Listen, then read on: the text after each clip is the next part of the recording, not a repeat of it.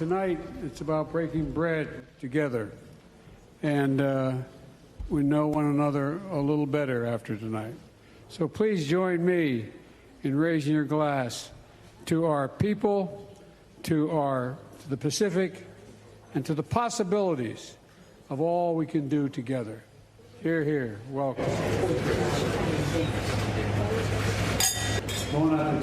I again emphasize to President Xi that the United States does not seek conflict. It's not, as my generation would say back in the day, this is not all kumbaya. We have real differences with Beijing. Oh, yes. President Biden toasting to leaders at the APEC summit in San Francisco last night. Biden also said that the U.S. does not seek conflict with China. He says that all the time. But the relationship is not, quote, all kumbaya. The Biden administration removing sanctions on the Chinese Ministry of Public Security's Institute of Forensic Science. This is part of a deal to get China to help curb fentanyl from flowing into the United States.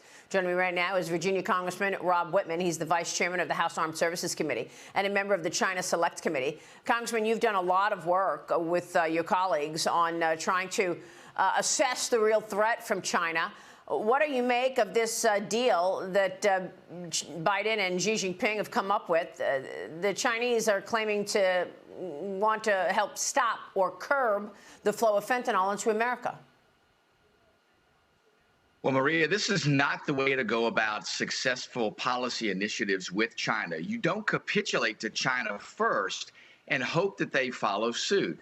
This just doesn't work. We've seen previously when Biden administration officials have gone there, they've asked for things to be done. China has not done those things. This is another procession of failed policies there to somehow say, we're going to take you off the sanctions list in hope that you stop the flow of fentanyl is, I think, wishful thinking. And it is not the way you deal with Xi.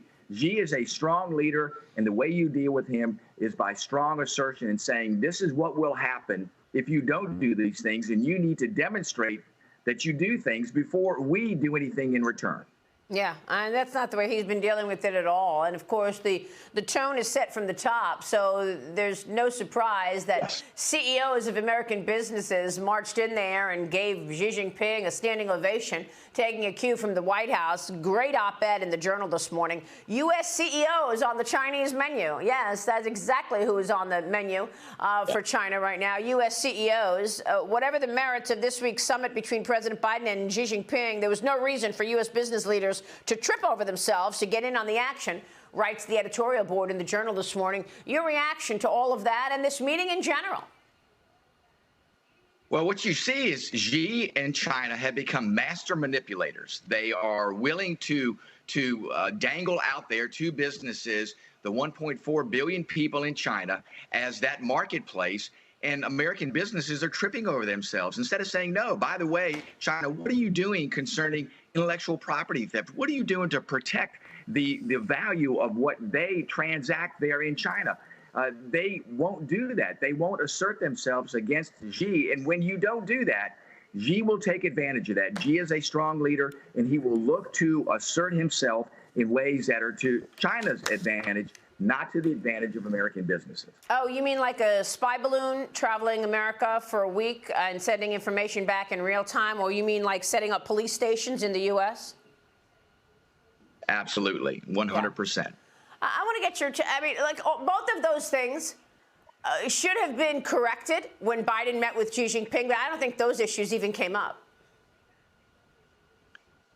No, they didn't. And he should be talking about intellectual property theft. He should be talking about the other aspects of military communications, things that are important to the stability, not only of the world, but making sure, too, that China understands that there is a consequence for them not taking positive actions in making the impact of their behavior felt.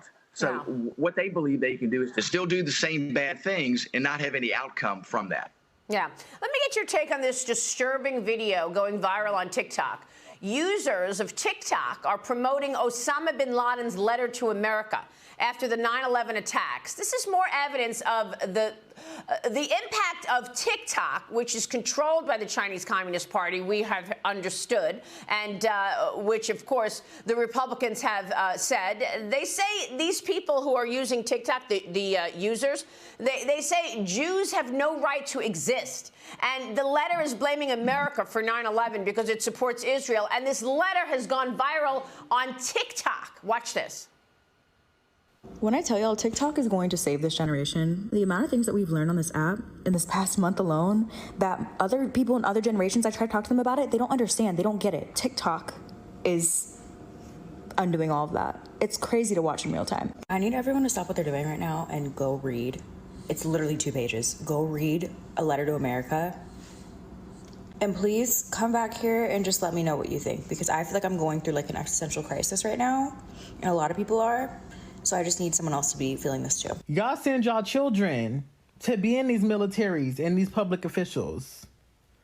So y'all is guilty too. And he right. He right. And there was a lot in there, so don't take this too serious, okay? It was a whole lot. You know what I mean? You need to go read it.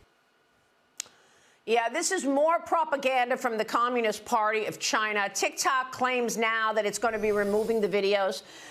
TikTok told Fox News Digital that the content clearly promotes terrorism. Congressman, who's monitoring the content posted on this Chinese-owned app? No one. China's using this to manipulate public opinion. They are doing this to try to foment discord.